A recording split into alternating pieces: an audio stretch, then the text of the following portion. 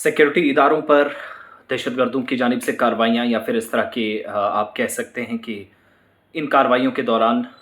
नुकसान काफ़ी ज़्यादा फ़ौज को उठाना पड़ रहा और एक बार फिर से 2 दर्जन के करीब फ़ौजी मारे गए। 23 फ़ौजियों की मौत की तस्दीक की जा चुकी है, 2 की और मीडिया रिपोर्ट्स कन्फर्मेशन करेंगे, लेकिन आईएसपीआर ने जो कन्फर्म किया है कि इस हमले में जहाँ पर एक बड़ी बारूद से भरी हुई गाड़ी को टकराया जाता है एक इमारत के साथ और इमारत गिरती है एक चौकी के ऊपर, चौकी भी उसकी ज़द में आती है। वहाँ पर जो फ़ौजी थे और दूसरी तरफ जो मिलिटेंटों के साथ आमना-सामना हो रहा था, जो फायरिंग चल रही थी, उसमें भी काफ़ी लोग मारे गए। व्हिच मीन्स पाकिस्तान के अंदर जो हालात हैं वो इंतहाई ख़राब होते चले जा रहे हैं और 23 लोगों की या 23 जो आर्मी पर्सनल्स थे, आईएसपीआर ने तस्दीक की कि वो जो है वो मुल्क की सलामती के लिए, मुल्क की सलामती को यकीनी हिफाजत को यकीनी बनाते हुए अपनी जान गंवा बैठे। डेरा इस्माइल, जिसको डेरा गाजी खान भी कहा जाता रहा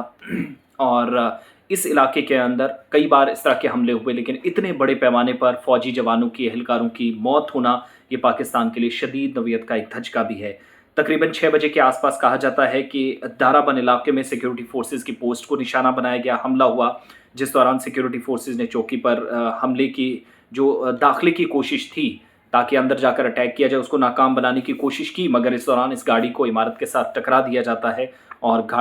जो गाड़ी है चौकी से टकराने के बाद इमारत को भी आधे से ज़्यादा हिस्सा जो है उसका इसकी ज़द में आता है और वो इमारत गिरती है चौकी के ऊपर, वहाँ पर मैक्सिमम फ़ौजी मारे गए। ऑपरेशन तकरीबन शाम 6 से 7 बजे तक चलता रहा। लास्ट इनपुट्स थी देर रात फिर से ऑपरेशन शुरू किया गया, क्योंकि वैसे तो पाकिस्तानी मीडिया रिपोर्ट्स बताती हैं कि अलग-अलग जगहों पर मिलिटेंटों की सरगर्मियाँ थी, जिसके बाद कार्रवाई तेज़ की गई। इसी कार्रवाई के दौरान सामने से हमले हुए और एक जगह इस चौकी को या इमारत को निशाना बनाया गया, जहाँ पर फ़ौजी रह रहे थे, पाकिस्तानी आर्मी के लोग थे। तो 27 दहशतगर्दों के मारे जाने की तस्दीक की जा रही है, मगर ऑफिशियल कन्फर्मेशन आईएसपीआर ने सिर्फ 6।